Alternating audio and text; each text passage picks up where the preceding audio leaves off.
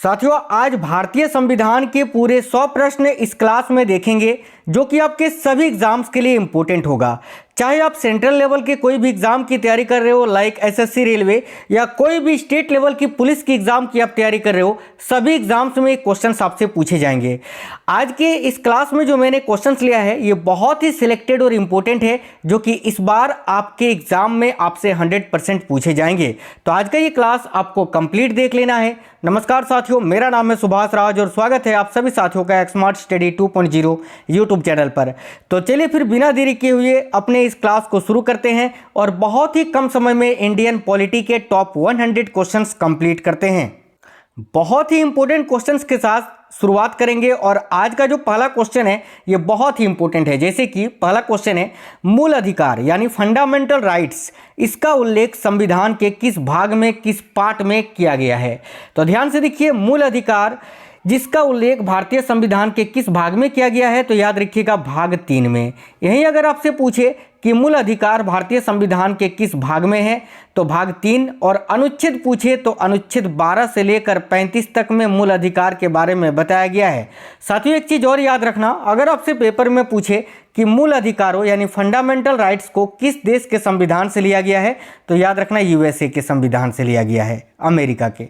आगे देखिए, नेक्स्ट है, भारतीय संप्रभुता का निवास है किसमें?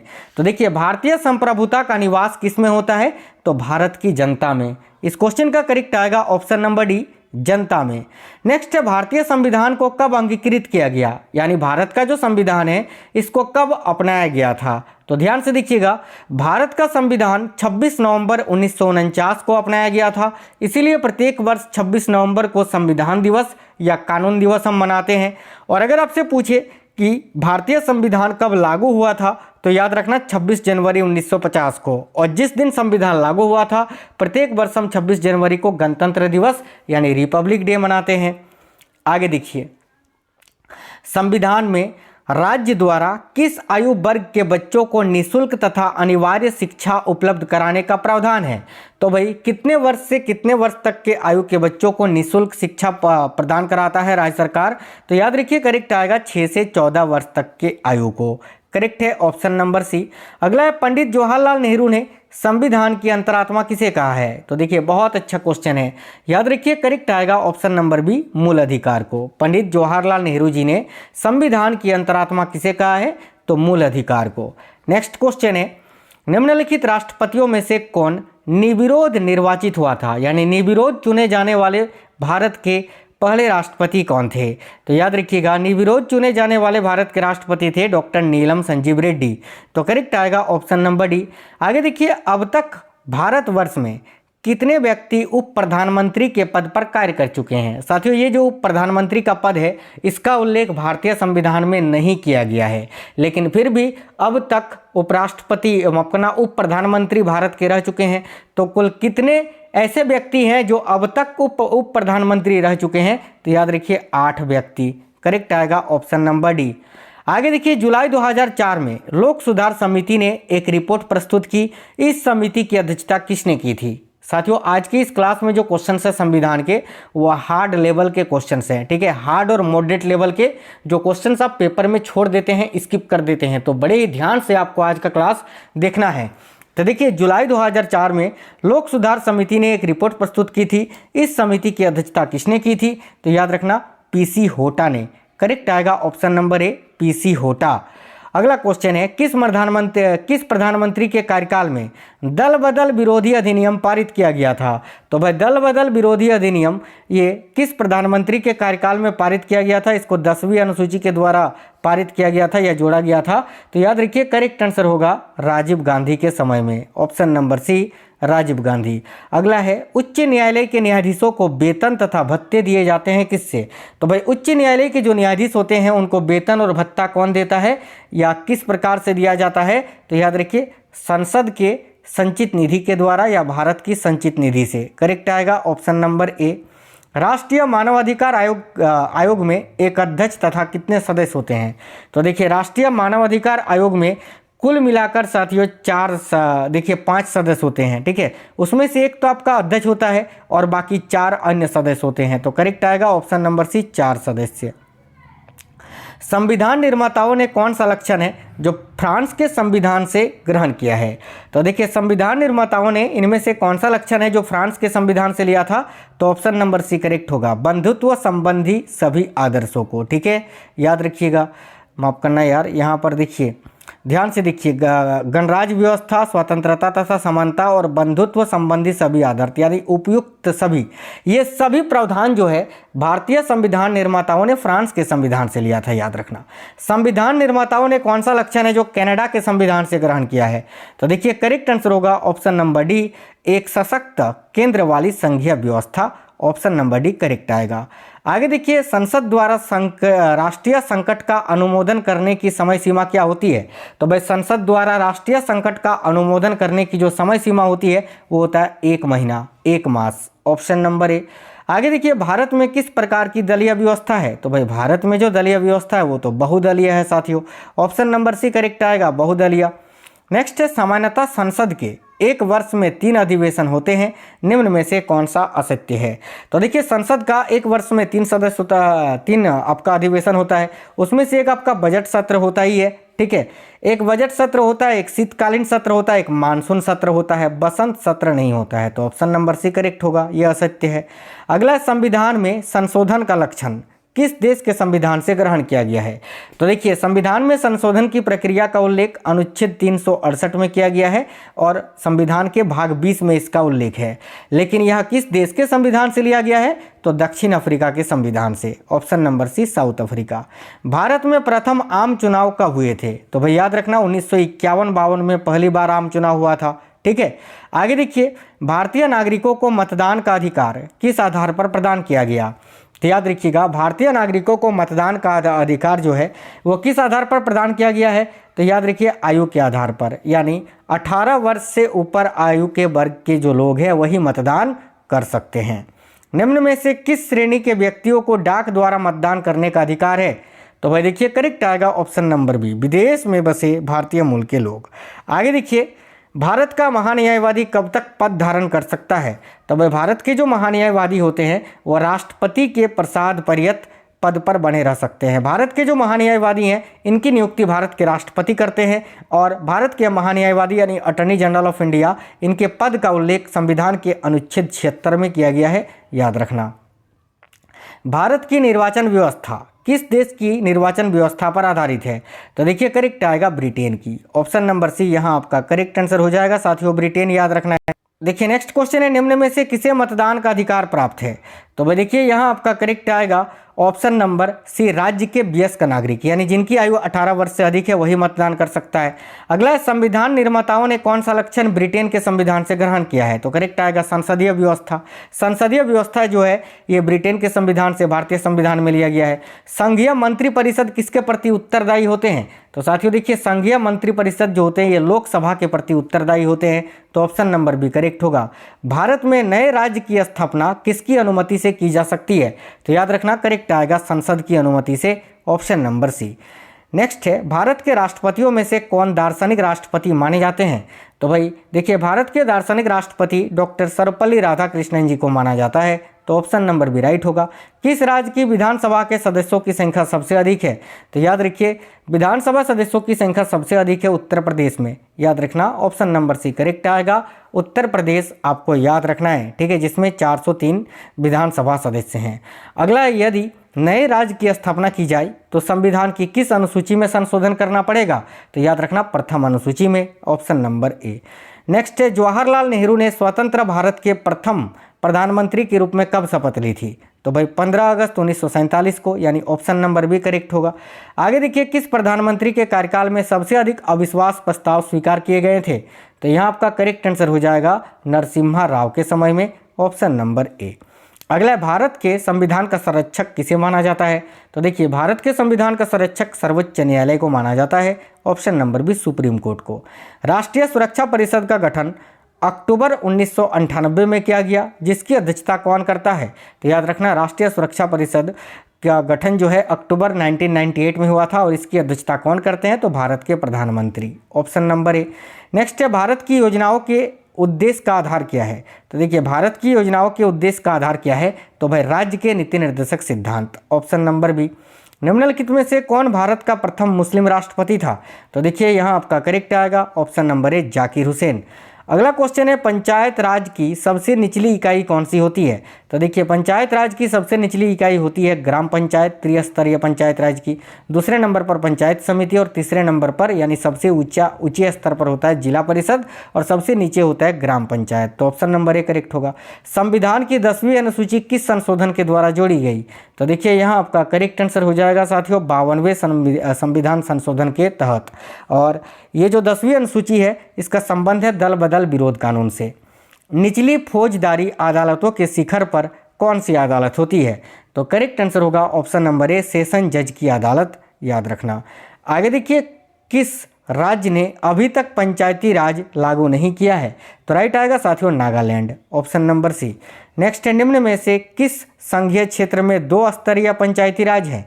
तो देखिए 2 स्तरीय पंचायती राज है दादरा तथा नगर हवेली में, ऑप्शन नंबर डी करेक्ट होगा। किस संवैधानिक संशोधन द्वारा नगर पालिकाओं को संवैधानिक दर्जा प्रदान किया गया? तो राइट आएगा 74वें संविधान संशोधन के द्वारा, याद रखना। नेक्स्ट है प्रथम बार राज्यसभा का गठन कब किया गया था? तो पहली बार राज्यसभा का गठन 3 अप्रैल 1952 को किया गया था, ऑप्शन नंबर सी करेक्ट होगा। निम्नलिखित में से किसे भारत के संविधान का पिता माना जाता है? तो देखिए करेक्ट आएगा BR अम्बेडकर जी को, ऑप्शन नंबर ए। नेक्स्ट है पंचायती राज किस विचारधारा पर आधारित है? तो याद रखिएगा लोकतांत्रिक विकेंद्रीकरण पर, ऑप्शन नंबर सी। नेक्स्ट है भारत के संविधान के भाग 3 को जो कि मौलिक अधिकारों से संबंधित है इसको क्या कहा गया है? तो देखिए संविधान का जो भाग 3 है अभी मैंने आपको बताया था मौलिक अधिकार है इसमें, इसको क्या कहा गया है? तो ऑप्शन नंबर सी ए और बी दोनों, यानी भारत का मैग्ना कार्टा और संविधान की आत्मा दोनों ही कहा जाता है संविधान के भाग 3 को। वर्तमान में 8वीं अनुसूची में दी गई कुल भाषाओं की संख्या कितनी है? तो याद रखिए 22 भाषाएं। आगे देखिए निम्नलिखित में से कौन सी 4 भाषाएं संविधान की 8वीं अनुसूची में सम्मिलित की गई हैं? तो देखिए इनमें से कौन सी 4 भाषा है? तो option number A Bodo, Maithili, Santhali तथा डोगरी, ये चारों भाषाएं संविधान की 8वीं अनुसूची में है। लोकसभा को अनिश्चित काल के लिए कौन स्थगित कर सकता है? तो भाई याद रखिएगा करेक्ट आंसर होगा स्पीकर यानी लोकसभा अध्यक्ष। लोकसभा को उसके निर्धारित कार्यकाल से पूर्व संविधान के किस अनुच्छेद के अंतर्गत भंग किया जा सकता है? तो याद रखिए करेक्ट आएगा अनुच्छेद 85 का खंड 2 के तहत। आगे देखिए नेक्स्ट है कितनी बार लोकसभा को उसके निर्धारित कार्यकाल से पूर्व भंग किया जा चुका है? तो अभी तक 6 बार, ऑप्शन नंबर ए राइट होगा। संविधान के किस अनुच्छेद में भारत रत्न, पद्म श्री इत्यादि अलंकृत उपाधियों की स्थापना की गई है? तो भाई करेक्ट आएगा अनुच्छेद 18 के तहत। आगे देखिए भारत के कितने राज्यों में विधान परिषदें हैं? तो याद रखना 6 राज्यों में, ऑप्शन नंबर सी करेक्ट होगा। प्रशासनिक प्राधिकरण के निर्णय के विरुद्ध कोई भी पीड़ित सरकारी कर्मचारी किसके सम्मुख अपील कर सकता है? तो याद रखना करेक्ट आंसर होगा सर्वोच्च न्यायालय के सम्मुख। नेक्स्ट है प्रथम अल्पसंख्यक आयोग की स्थापना कब की गई थी? काफ़ी अच्छा क्वेश्चन है साथियों, देखिएगा ध्यान से। साथियों आप लोग क्लास को एक लाइक जरूर करते चलना और देखिए क्लास को अपने दोस्तों के साथ शेयर जरूर करिएगा। तो प्रथम अल्पसंख्यक आयोग की स्थापना कब हुई थी? तो भाई 1979 में। आगे देखिए संसद द्वारा पारित विधेयक पर राष्ट्रपति किस प्रकार के वीटो का प्रयोग कर सकता है? तो याद रखिए संसद द्वारा पारित विधेयक पर राष्ट्रपति सीमित वीटो, स्थगन वीटो और जेबी वीटो सभी प्रकार के वीटो का प्रयोग कर सकता है। निम्न में से कौन शक्ति सर्वोच्च न्यायालय को प्राप्त है? तो इनमें से वो कौन सी शक्ति है जो सर्वोच्च न्यायालय के पास है? तो न्यायिक पुनर्विलोकन का अधिकार, तो ऑप्शन नंबर ए करेक्ट होगा। वर्तमान लोकसभा में सीटों का बंटवारा किस जनगणना के आधार पर किया गया है? तो 1971 के जनगणना के आधार पर, जो कि 2026 तक वैसे ही रहेगा साथियों। आगे देखिए किस विधेयक द्वारा सरकार को राजस्व एकत्रित करने का अधिकार प्रदान किया जाता है?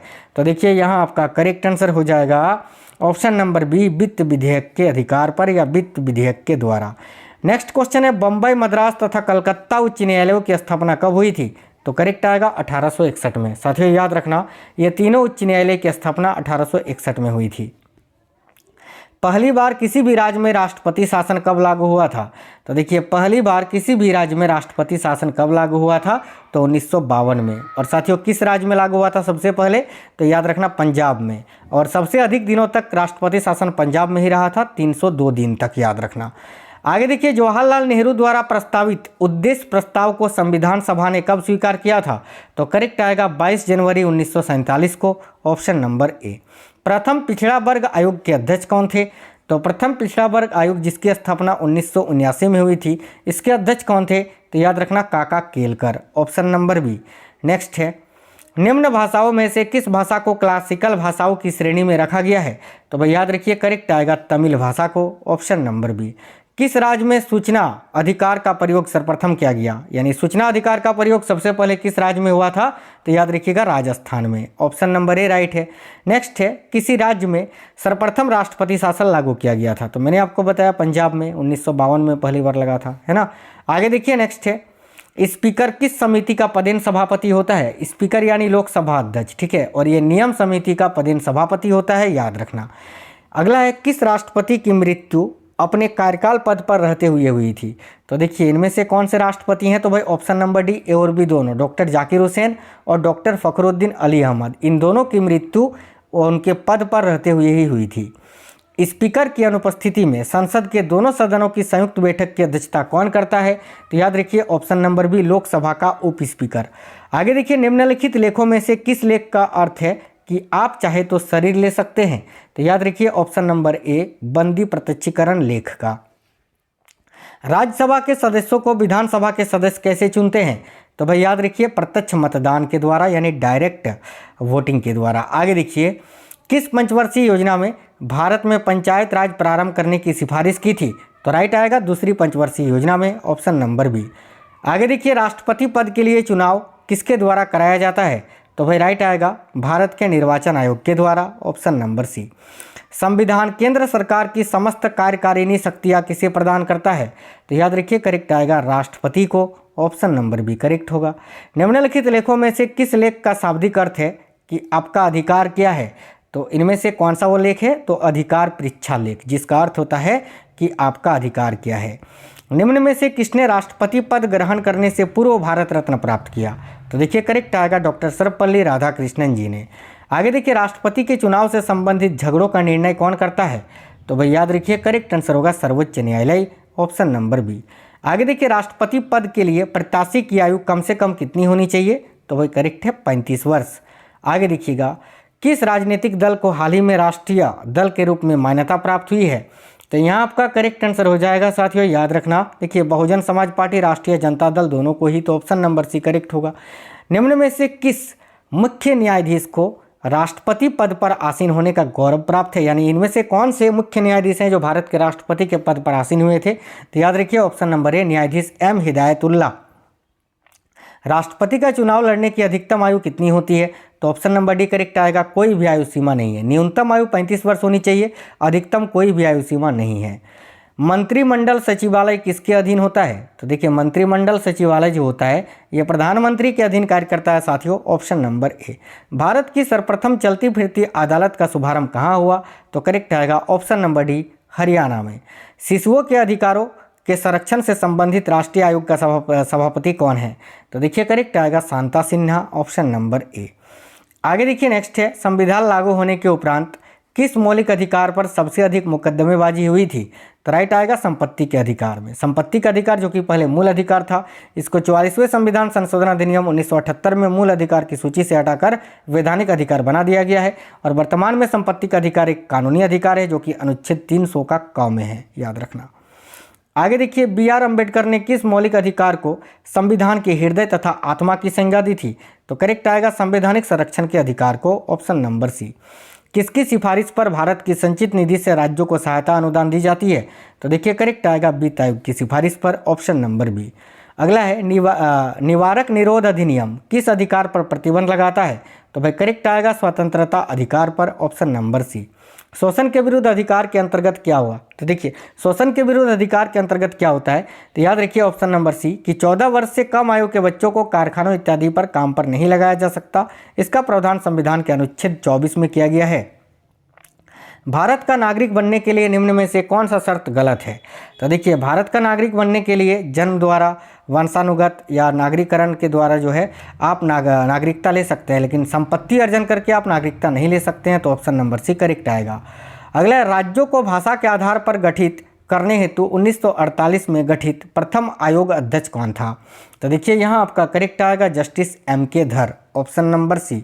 आगे देखिए, इस समय संपत्ति का अधिकार वस्तुतः किस प्रकार का अधिकार है? तो अभी आपको बताए थे साथियों, कानूनी अधिकार है, ऑप्शन नंबर ए करेक्ट होगा।